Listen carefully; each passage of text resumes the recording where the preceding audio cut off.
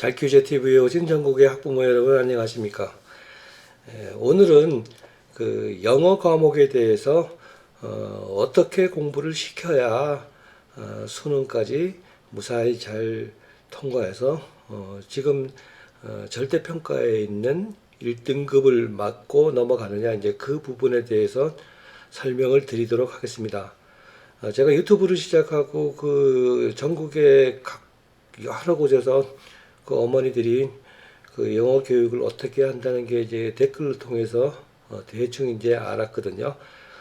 그래서 그것이 과연 어떻게 돼서 뭐 잘못되었든가 잘 됐든가 간에 우리가 일단은 목표하는 건 대학을 가는 건데 어떻게 잘 준비를 해서 1등급을 무난히 맞춰서 가느냐, 그거는 수능 출제 그 평가원에서 제시한 그 매뉴얼이라는 게 있거든요. 거기에 맞춰서 공부를 하면 그렇게 뭐 무리해서 공부할 필요도 없고 적당히 우리는 90점만 맞으면 되는 거 아닙니까? 그런데 이 지금 절대평가제라는 거는 상당히 좀 불합리하죠. 그러면 1등급은 90점이고 조금 잘못해가지고 89점, 89점이나 81점이나 80점, 81점이나 똑같은 대우를 받잖아요. 또 만점 맞은 애나 뭐 90점 맞은 애나 그 10점 차이는 상당한 내공이 필요한 건데도 같은 대접을 받죠. 언젠가는 이게 또 바뀌리라고 저는 예측을 합니다. 이대로는 안 되겠다, 그렇게 생각을 합니다. 그래서 지금 이 유튜브를 보고 계시는 그 초등 아니면 미취학 아동서부터 올해 수능을 보는 그 수능생까지 그 어떻게 출제가 되는지 그걸 보고 어떻게 준비를 해야 되는지 각 학년에 맞춰서 준비하는 그 과정을 설명을 드릴 테니까 각자 그 현재 상황에 맞게 준비를 하시면 될 거다고 저는 예측을 합니다. 자, 그런데 제가 어제 좀 바빠가지고 어딜 좀 잠깐 갔다 왔더니 갑자기 제 영상에 광고가 붙기 시작을 했어요. 저는 예측을 못했거든요. 그래서 야, 이게 무슨 일이야 갑자기. 통상적으로 뭐 4,000시간이 넘고 구독자가 1,000명이 넘으면은 광고를 붙여주는데 거기서 승인 받고 통상적으로 이제 한 달 걸리거나 그 이상 걸리는 게 보통인데 저는 그 1,000명 넘자마자 이틀 만에 광고가 붙기 시작했어요. 이 모든 것이 전국에 그 계신 우리 학부모님들께서 제 영상을 정말 고맙게 봐주시고 좋게 평가해준 그런 결과로 유튜브 측에서 이건 상당히 좋은 영상이다, 그리고 시청자들이 끝까지 다 본다, 이렇게 아주 고득점을 주셨나 봐요.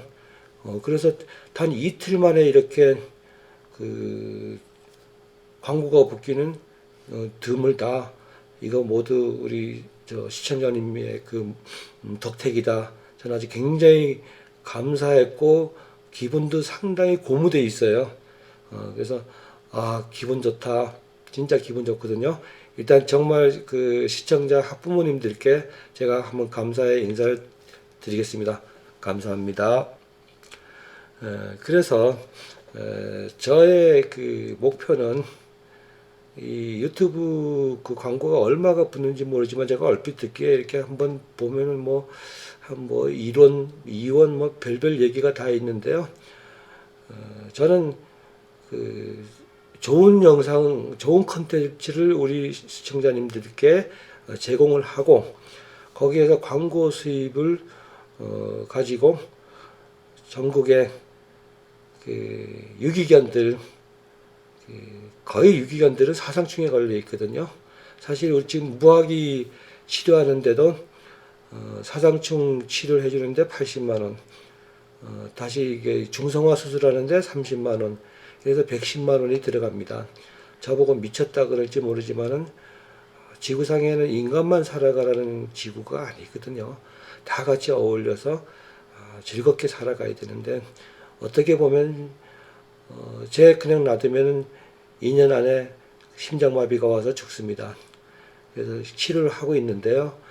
여러분들이 그 광고를 이렇게 건너뛰지 마시고 제가 영상을 만들어 주시는 데 대해서 도움이 되신다고 하면은 그냥 얼마 길지 않으니까 이렇게 봐주시고 건너뛰기 하지 마시고 좀 봐주시고 그러면 길고양이들도 맛있는 걸 좀 많이 먹을 수 있다. 저는 그렇게 생각을 하거든요.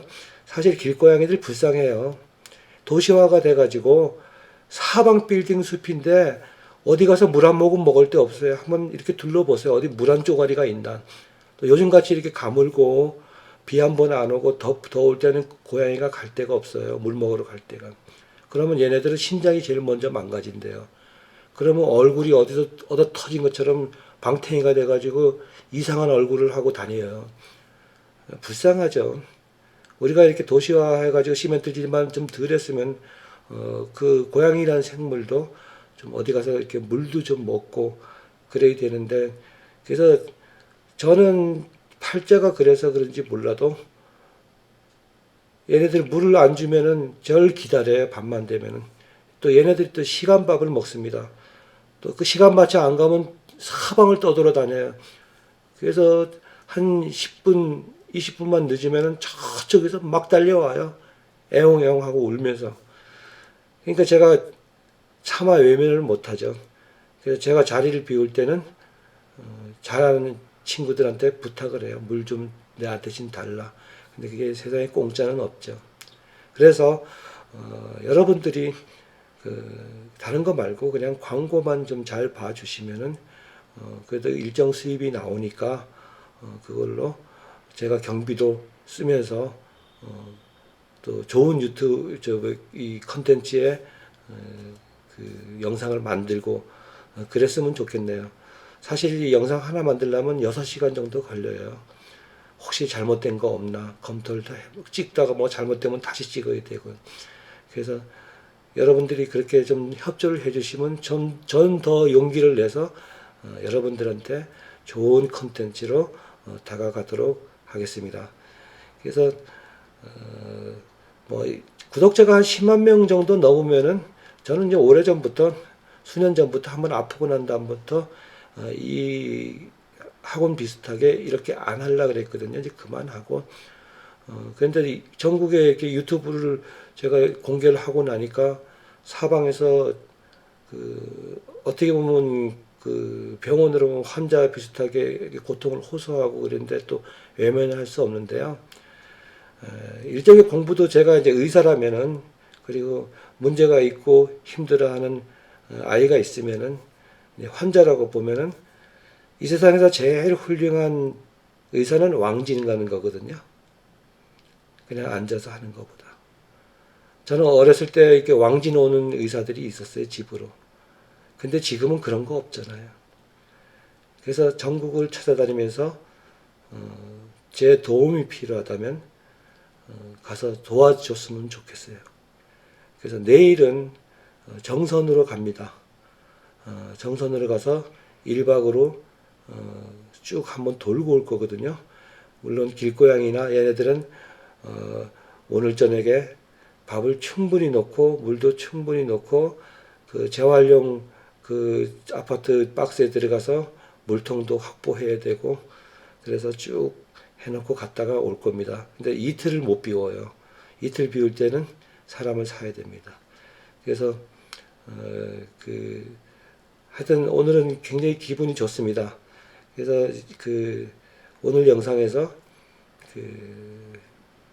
영어 과연 최종적으로 봐야 될 영어 과목은 어떻게 출제가 되고 어떻게 준비를 해야 올바른 준비가 되는지 그 부분에 대해서 평가원에서 낸 그 매뉴얼을 화면에 띄워놓고 빠른 속도로 설명을 드리도록 하겠습니다.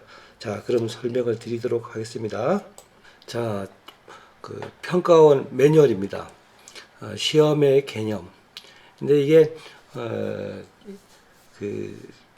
거의 다 국어하고 관련이 있습니다.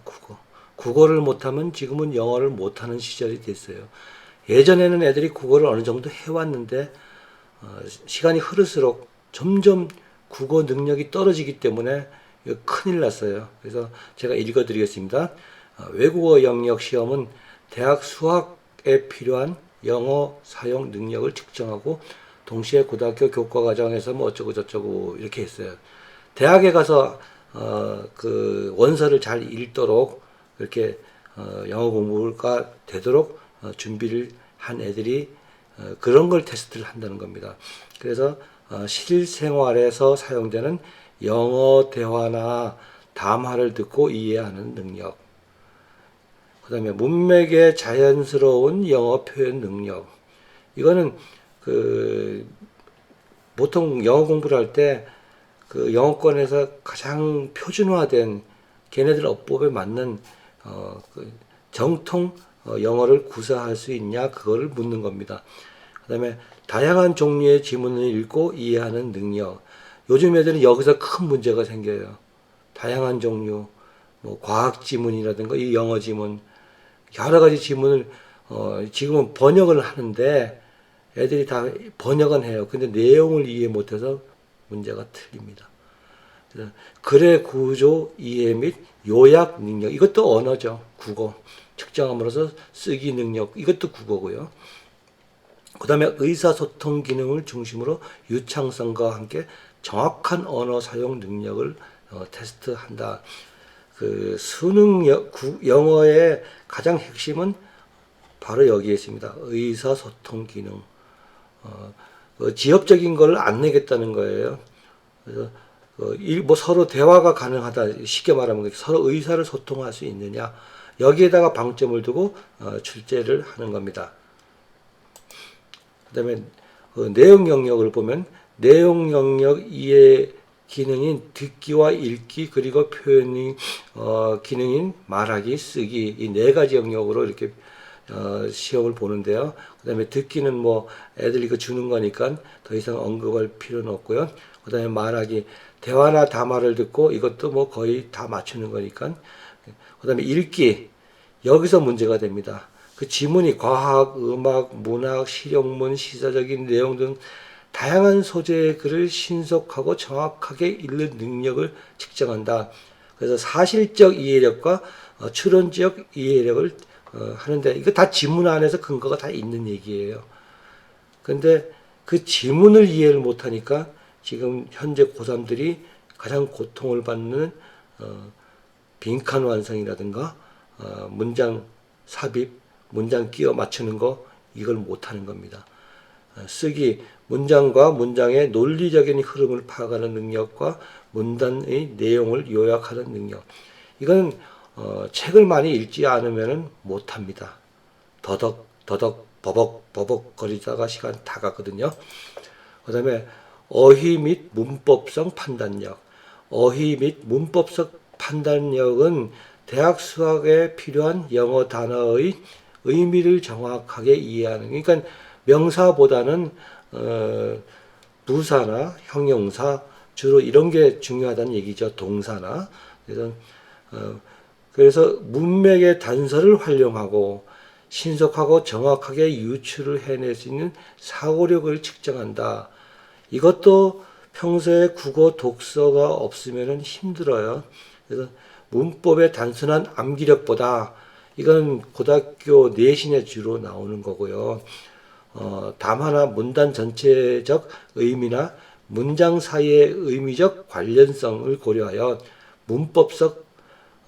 문법성을 판단할 수 있는 능력을 측정한다. 그러니까 문장 전체를 아우르는 내용에서 어색하냐, 어색하지 않느냐 이걸 본다는 얘기예요. 그 다음에 사실적 이해력, 이것도 뭐 그냥 이것도 국어를 안 하면은 듣기를 그 국어에서 독서가 부족하면은 이것도 힘든 얘기예요.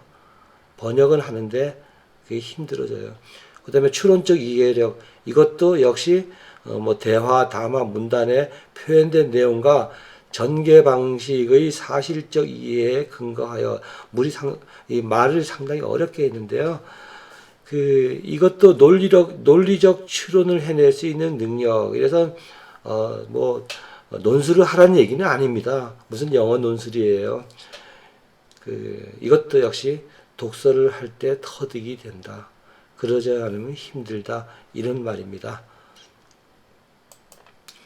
그러면 종합적 이해력은 담화, 대화, 문단의 표현, 내용 전개 방식 등을 개별적 언어 요소에 대한 분석이 아니라 종합적으로 문장 전체를 종합적으로 이렇게 해결할 수 있는 능력이다. 그걸 묻는다 이런 겁니다. 그래서 이것도 역시 죄송한데 계속 똑같은 독서를 해라. 그 독서를 안 하면 아무리 영어를 많이 해도 순간적으로 후루룩 날아간다. 그 점을 강조하고 싶겠네요. 적용력도 마찬가지고요. 그 다음에 뭐 이거는 그 여러분들이 그 가급적이면 스마트폰으로 보지 마시고 제가 많은 자료를 이렇게 제시를 하거든요. 그래서 이것도 수능 그 매뉴얼도 아주 책으로 나와가지고 굉장히 두껍거든요. 그 중에서 꼭 필요한 것만 지금 제가 뽑은 거예요. 그러니까 가급적이면 컴퓨터로 집에서 이렇게 큰 화면으로 한번 읽어보세요. 이렇게 쭉 읽어보시면은 이해가 갈 겁니다. 제가 아무리 여기서 읽어주고 떠들어봐야 금방 다 잊어버리시거든요. 그래서 뭐 출제 범위는 공통 영어 수준에서 심화 선택 수준으로 확대함으로써 고등학교 교육 과정을 달성하는 정도의 성취 기준을 좀 그렇게 좀 더 나가겠다. 근데 이게 요즘 고등학교에서 영어를 그렇게 썩 잘하지는 못하죠. 근데 교과 수준은 상당히 높습니다. 교과서는 그대로 다 이끌어줘야 되는데 그렇지 못하는 학생들이 굉장히 많으니까 문제가 되는 거죠. 그래서 각 문항의 소재는 범교과적으로 한다. 그렇다고 교과서에 있는 지문은 절대 안 낸다는 얘기예요. 교과서하고 비슷한 지문을 낸다. 이런 얘기입니다. 그래서 다양한 종류의 글과 정보를 이해할 수 있도록 지문의 소재를 균등하게 배열한다. 그러니까 다양하게 내겠다는 얘기예요. 이거는 아무도 예측은 못하죠. 그래서 이것도 역시 뭐 수험생의 뭐 배경 지식에 부합되는 상황에 기초하거나 배경 지식과 언어 능력의 상호작용에 의해서 이해될 수 있는 것이어야 한다. 결국 독서란 얘기예요. 독서. 그렇죠? 뭐 듣기는 뭐 원어민과의 뭐 담화를 듣고 뭐 이런 거 듣기는 뭐 주는 문제니까 그 뭐 거시기들도 다 맞춘다. 그래서 이것도 그런 내용입니다. 그래서 쭉 읽어보시면 큰 화면으로 꼭 쭉 한번 읽어보시라. 그래서 이걸 갖다 놨습니다. 제가 이걸 뭐 설명하기는 좀 그렇고요. 보시면 다 아는 내용이니까요. 그 다음에 지나치게 유창성을 강조하거나 대략적인 의미 이해 문항의 일변도는 지양한다. 이런 거 안 내겠다는 얘기예요. 그 다음에 영어의 유창성뿐만 아니라 정확성을 강조하여 균형 있는 언어 사용 능력을 측정하기 위해서 어법 문항의 수를 점점 늘려가겠다 이런 얘기입니다. 자, 어법을 하려면은 일단은 뭐 단어 어휘를 모르면은 뭐 어법 문제 못 풀죠. 또 그 어법은 거의 다 구문하고 연관이 되어 있습니다. 고등학교에 필요한 구문은 제가 나중에 또 책을 선정해 드리겠지만 그걸로 하면 거의 끝나요. 영어 하는데. 그렇게 크게 영어 문제가 어렵지 않습니다. 그 다음에 출제 범위 확대로 인해 급격한 변화와 부담을 최소화하기 위해서 영어 1 수준 어휘 중에서 빈도가 높은 것을 사용하여 출제하도록 한다. 근데 이건 옛날 얘기고요. 그다음에 빈도수가 낮은 경우는 어휘에 주석을 달아줍니다. 그 영어 지문 중에는 밑에다가 그렇게 내겠다 이런 거고 블라블라 해서 또 확률은 추측에 의한 답을 맞추는 확률을 줄이기 위해서 오지선다형으로 했다. 그래서 답은 한 가지가 딱 맞게 떨어지게 만든다 이런 얘기입니다. 그 다음에 출제 범위, 소재, 외국어 영역의 출제 범위는 범교과적 소재를 활용하여 지문이 그렇다는 얘기입니다. 출제하연 특정한 교과목이나 교과서를 상정하지 않는다. 자, 교과서에서는 지문을 발췌하지 않는다 이런 얘기입니다. 그러면 수능 어휘 수준은 어떠냐? 심화 선택 과목은 국민 공통 기본 교육 과정을 기초로 구성하고 있으므로 이게 뭐예요?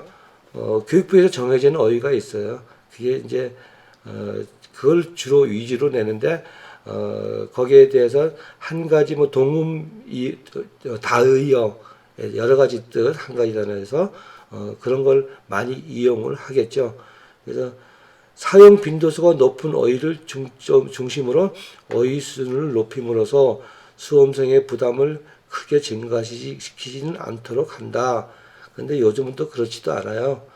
빈도수가 낮은 어휘를 사용하는 경우 주석을 달아주는데요. 요즘은 또 그렇지가 않습니다. 그래서 어휘력은 많이 키워놓을 필요가 있습니다. 자, 문항 출제 과정. 앞서 언급한 출제 과정, 추진 절차 중 문항 제작 단계에 관한 세부적으로 언급하고자 합니다. 이렇게 나왔는데요. 자, 외국어 영역의 출제 기본 원칙.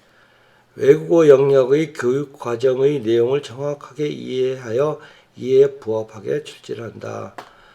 문항의 경우 특정 교과서를 상정하지 않으며 범교과적인 소재를 지문이 그렇다는 얘기입니다. 계속 반복이 됩니다. 학생의 인지 및 학습 발달 수준을 고려해서 출제를 한다. 그다음에 학생들이 매우 어려워하거나 쉬워하는 문항은 골고루 출제를 한다. 이렇습니다. 그래서 조금 변별력을 두겠다 이런 말입니다.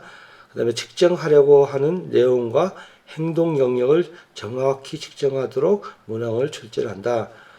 문항이 학생의 사고력을 측정할 수 있도록 출제한다. 자, 이 사고력, 수학의 사고력과는 또 이게 다릅니다. 이거는 독서 한 애들한테만 유리하게 한다. 이런 뜻으로 해석을 하시면 되겠습니다. 그다음에 그러니까 독서를 하는 동안 그냥 읽는 거 아니잖아요. 자기도 생각을 하고 읽잖아요. 그죠? 그래서 책을 많이 읽으면서 생각하면서 읽은 애들한테는 보는 즉시 답이 쫙쫙쫙쫙 나오게 출제를 한다. 그리고 사실 또 그렇게 출제를 하고 있고요. 사소한 내용보다는 중요한 내용을 다루며 교육적 의미를 유의미한 소재를 다룬다. 비교육적인 소재를 안 다루겠다는 얘기죠. 지문 자체도 황당한 뭐 컴퓨터 게임, 리니지 내용 이런 거 안 한다는 얘기입니다. 쉽게 말씀을 드려서요. 그래서 이제 문항의 전체적인 검토 항목 그래가지고 쭉 한번 제가 읽어드리겠습니다.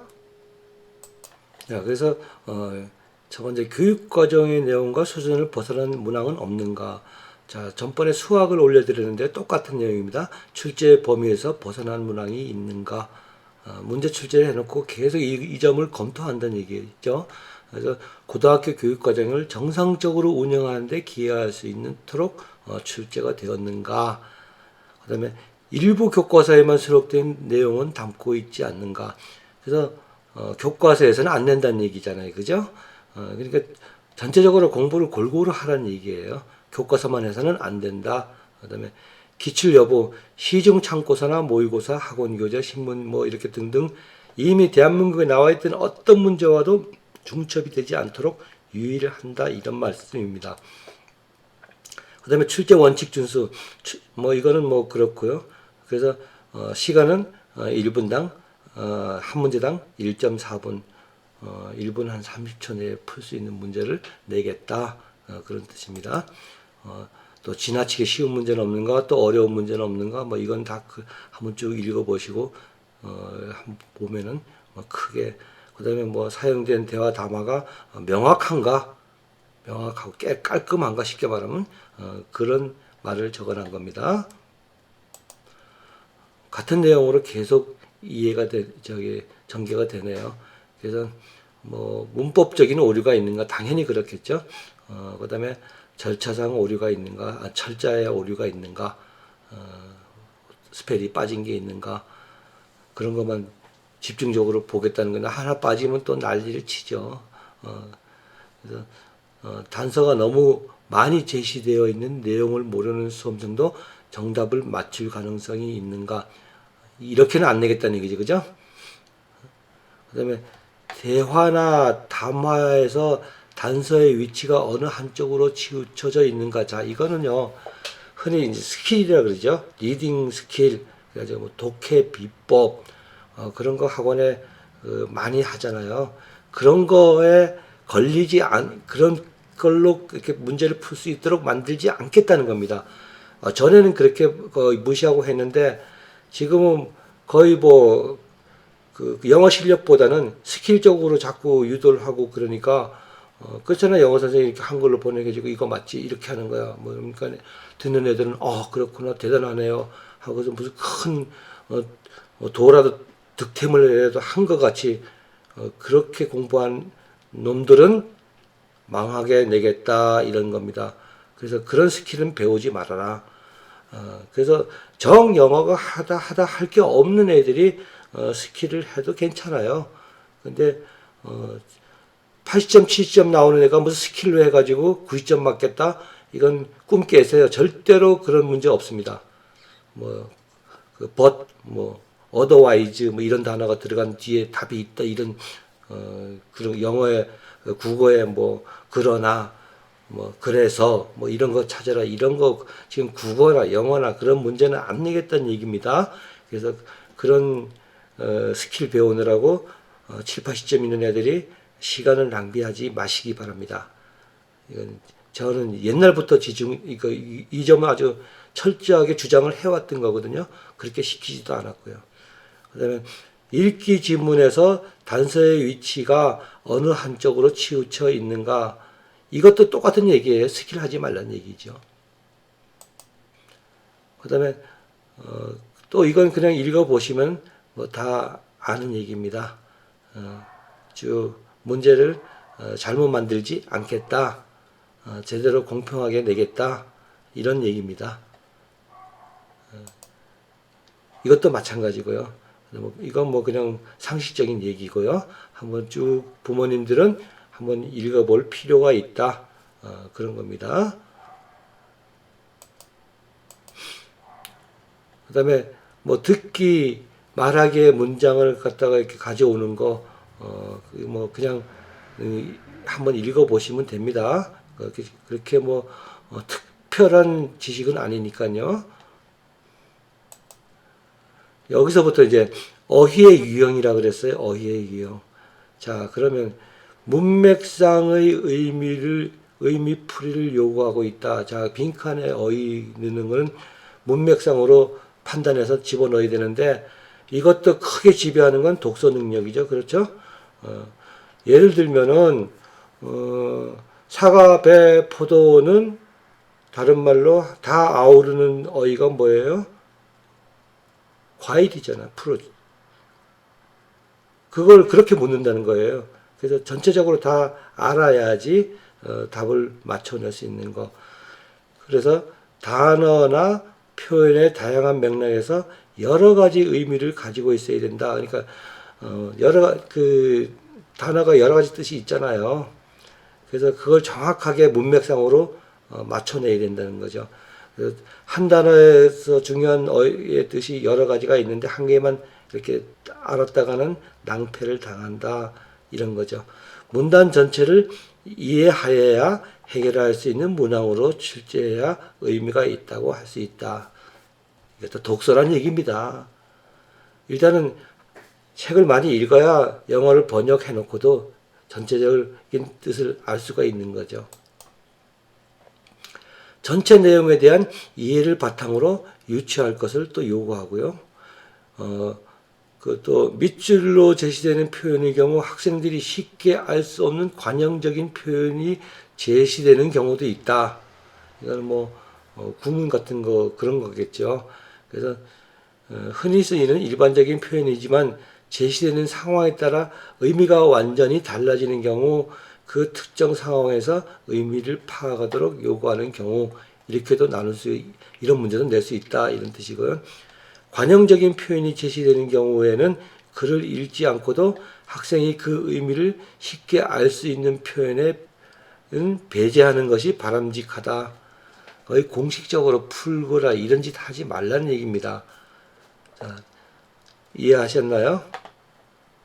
뭐 밑에 거는 뭐 이건 그렇게 구체적으로 뭐 문제 가지고 제시한 거니까 넘어가도 됩니다. 이게 제일 중요하죠. 그러니까 이게 중요하다는 거는 공부를 시킬 때 여기에 맞춰서 한다는 게 뭐예요? 예를 들어 천일문 같은 1000가지 문장은 머릿속에 집어넣고 거기에 어휘와 구문만 딱 집어넣으면은, 그리고 독서량이 좀 있다면은 영어는 만점이에요. 영어는 수능 그 5개 영역 중에서 4개 영역 크게, 그 중에서 제일 만점 맞기 쉬운 게 사실 영어입니다. 부지런만 떨어면, 게으른 사람은 못하죠. 그 다음에 분위기 추론 유형. 그래서 분위기 추론 유형은 보통 필자의 심정 추론, 필자의 어조 추론 등의 문항과 함께 글의 종합적 이해 능력을 측정하는 문항으로, 이것도 독서란 얘기죠. 소설을 읽어도 그렇게 작자가 어떻게 의도로 지었는지 뭐 그런 뜻 아닙니까? 부연 설명을 하면은. 그다음에 심리 상태에 초점이 맞춰지는 반면에 분위기 추론 문화, 이거 다 한번 읽어보세요. 글의 배경이나 등장 인물들 간의 관계 등에 초점을 맞춰서, 그래서 소설을 읽듯이 이렇게 읽어내야 된다는 겁니다. 소설 지문이 나왔을 경우에. 그 다음에 요지 추론, 글의 요지는 뭐 이렇게 묻는 문제. 글을 읽고 글의 요지를 파악하는 능력을 요구한다. 자, 국어에서도 나오는데 그거 못 푸는 놈은 영어 다 해놓고도 그 능력이 안 돼서 틀린다는 얘기죠. 학생들의 의사소통 능력에 있어서 유창성을 요구하는 대표적인 문항이라고 할 수 있다. 그 다음에 제목 추론, 주제 추론 유형과 함께 글의 대의 파악 능력을 요구하기 때문에 가급적이면 전체를 다 골고루 배치하려고 노력을 한다는 얘기죠. 그래서 유형의 출제를 하다 보면 글의 앞부분이나 뒷부분만 읽고도 정답을 구할 수 있는 경우가 가끔 있는데, 이런 거 안 낸다는 겁니다. 리딩 스킬, 그 얘기 하는 겁니다. 스킬. 요즘은 그런 스킬로 답이 나오는 그 지문은 출제를 안 하겠다. 그래서 그 많이 읽고 많이 느끼고 이런 애들만 쉽게 문제를 풀 수 있게 해주겠다, 이런 뜻입니다. 그 다음에 주제 추론 유형. 이 유형은 뭐 제시된 글을 읽고 주제를 파악하는, 꼬라지 파악하는 게 아니고요. 그 능력을 측정을 한다. 이것도 국어하고 똑같죠. 글 전체의 대의를 파악하는 그런 거를 요구하는 문항이다. 이 유형에서는 선택지는 영어로 제시되는 경우와 또 우리말로 그렇게 할 수 있다는 얘기죠. 영어로 자, 주제는 다음 주제로 맞는 것을 영어로 내든가 아니면 한글로 내든가 뭐 그런 내용입니다. 문법성 판단 유형은 지금까지 대략 3가지 유형으로 뭐 이렇게 했는데, 자, 이거는 제일 중요한 건 글의 흐름상 잘못된 부분을 찾는 유형. 그러니까 글이 좀 어색하다, 뭔가 보통 인간이 하는 말 아닌 경우가 있죠. 서로 앞뒤 뭐 예를 들면은 뭐 이렇게 표현하면 좀 그렇지만은, 남들은 짜장면 1그릇, 짜장면 2그릇 주문한 걸 짜장면 1그릇, 뭐 커피 1잔, 커피가 아니고 커피 1잔, 뭐 이런 식으로요. 그런 거 죄송합니다. 그래서 한번 쭉 읽어보면 되고요. 그래서 문법이라는 게 지금 초등학생들이 자꾸 뭐 초등학교 때 영어 문법 그런 거는 수능이 안 납니다. 그래서 초등학생들 그렇게 문법 강요하지 마세요. 국어가 못 따라옵니다. 때가 되면은 중학교 때 해도 충분하거든요. 그런 인프라가 이렇게 형성이 됐을 때 쉽게 할 수 있는 걸 왜 어린애들한테 국어도 안 되는 애를 영어를 갖다 문법을 하느라고. 제가 늘 얘기하잖아요. 사람이 태어나면은 말부터 배우고 그다음에 글 배우고 또 글을 읽다 보면 좀 이상한 글 나오면은 그때 어법을 배워도 한글 어법도 다들 어려워가지고 틀리는데 영어 어법은 오죽하겠어요. 말도 제대로 못하고 읽기도 제대로 못하는 쓰는 어휘력도 부족한데 거기다 어법부터 가르쳐 봐요. 초등학생들 고문하는 겁니다. 중학교 때까지 어법 몰라가지고 대학 못 가는 애들 없어요. 중학교 가면은 충분하게 합니다. 그런 영어 문장이 머릿속에 많이 들어와 있으면 쉽게 이해하거든요. 그래서 너무 그렇게 또 초등학생들한테 뭐 토플 토익 가르친다거나 진짜 뚜껑 한번 열어봐야 되거든요. 걔네들이 한 단어를 토익에 나오는 그 고급 어휘를 알았던들 한글 어휘 뜻을 몰라요. 그거 고문하는 거잖아요. 시간 지나면 알고 있니 모르니 하고 또 테스트 해보고 야단치고 그러잖아요. 제발 그러지 마시기 바랍니다. 그 다음에 이제 장문 출제할 때는 어떻게 한다. 뭐 300단어 내외로 한다. 뭐 일반적인 얘기고요. 기본 원칙 똑같은 얘기입니다. 대수능 외국어 영역은 영어로서의 사고 능력을 포함하는 영어로서의 의사소통 능력을 측정하는 시험이다. 이게 제일 중요하거든요. 이렇게 내겠다는 얘기예요. 의사소통. 지엽적인 예를 들면은 뭐 수동태를 능동태로 바꿔라, 뭐 시제를 맞춰라. 물론 시제를 맞추는 건 중요하죠. 그래야 되는데 그건 중학교 때 대충 어느 정도 하면 그런 문제는 고등학교 가서 내신 시험에는 나오지 수능에는 안 나온다. 그런 말씀입니다. 여기서 또 의사소통, 대학에서 공부하는데 꼭 필요한 사용 능력, 그다음에 이해 능력 한번 읽어보시면 다 진부한 얘기고 자꾸 겹치는 얘기입니다. 그다음에 읽기는 배경 지식 및 글의 단서를 활용하여 의미를 이해하는 상호작용 독해 능력을 직접 측정하고 쓰기는 글의 내용을 이해하고 이를 문장으로 요약하거나 문단으로 구성할 수 있는 능력으로 간접적으로 측정을 한다. 이것도 국어 얘기입니다. 각 문항의 소재는 통합 교과적인 내용으로 때때로는 시사적인 내용이 포함된다.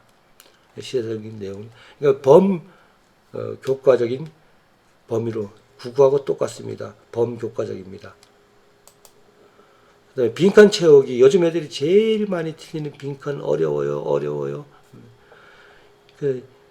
이 유형은 글을 읽고 빠진 정보를 글의 내용에 의거해서 그러니까 글의 내용에 부합해야 된다는 얘기예요. 추론하는 게.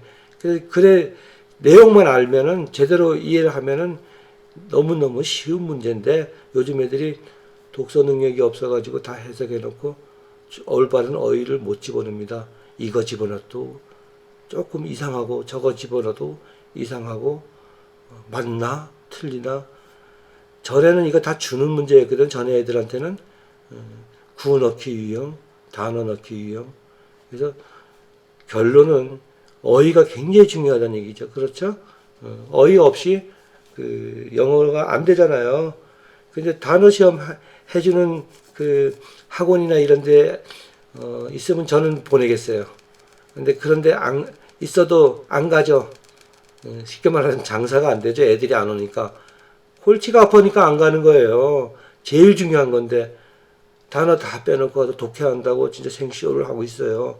가면 독해 그러면 선생님이 한글로 다 번역해주고 읽고 맞지 하면 그거 이해 못할 사람 어디 있습니까? 제일 중요한 거 또 말씀을 드리지만 어휘, 그 다음에 구문, 그리고 나서 한참 후에 어법입니다. 그 다음에 이제 글의 목적 및 종류의 이해. 글을 읽고 글의 목적 또는 글의 종류를 파악하는 문제. 이것도 역시 독서네요. 어쩌요? 독서. 그래서 종류 특징이 분명하게 나타나면서도 전체적으로 이해하여야만 풀 수 있는 문제를 출제를 한다. 계속 얘기해도 독서 얘기만 나오네요. 이건 접속어 넣기 그냥 한번 읽어보면은 이것도 어휘가 안 되면 접속어도 못 넣죠. 자, 여기까지 평가원에서 세우는 매뉴얼을 가지고 설명을 드렸습니다. 전국의 학부모 여러분, 그 영어 때문에 너무 걱정하지 마세요. 제가 이제 순차적으로 초등학생은 어떻게 하고 중학생은 어떻게 하고 고등학생은 어떻게 하고 그거를 결과적으로 우리 꽁 잡는 게 매라 그러잖아요.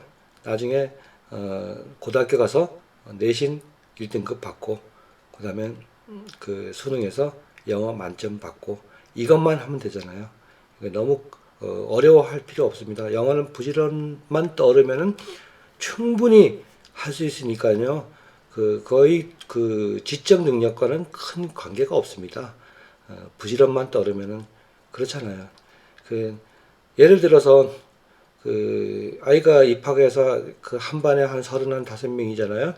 그러면은 얘가 갑자기 모르는 애들이 나 빼놓고 34명이잖아요.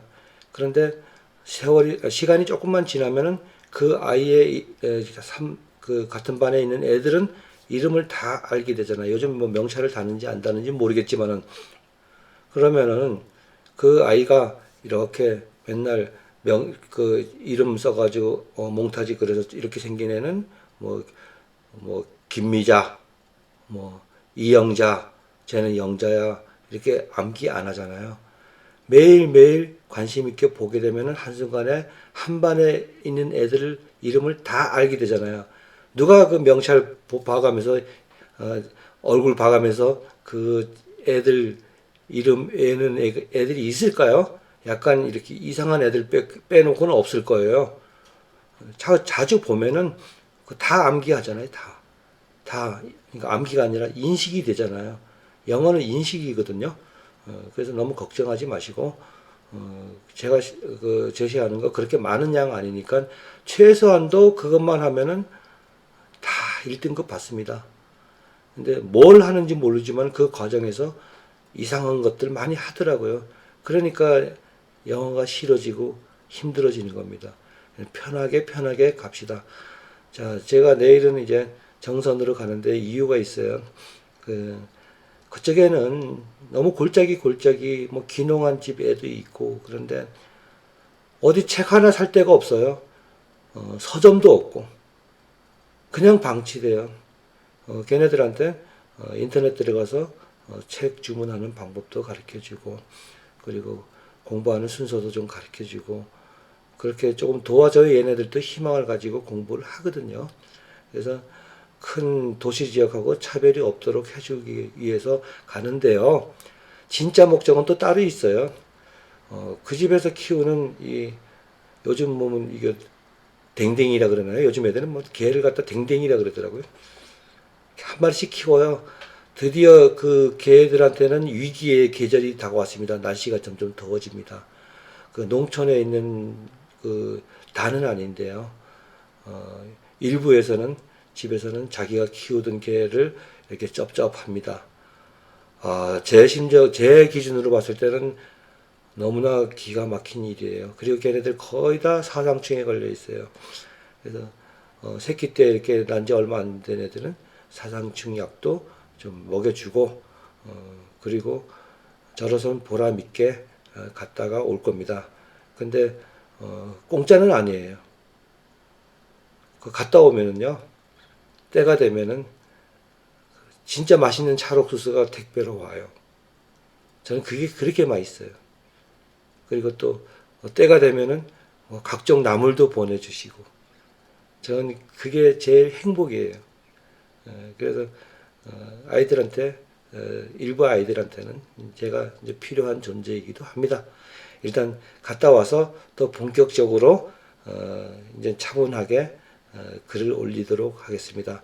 여러분들은 저를 광고를 좀 봐주셔서 도와주시면은 여러분들도 좋고 저도 제가 하는 일을 부담 없이 이렇게 펼칠 수 있어서 좋습니다. 감사합니다. 내일 모레 뵙겠습니다.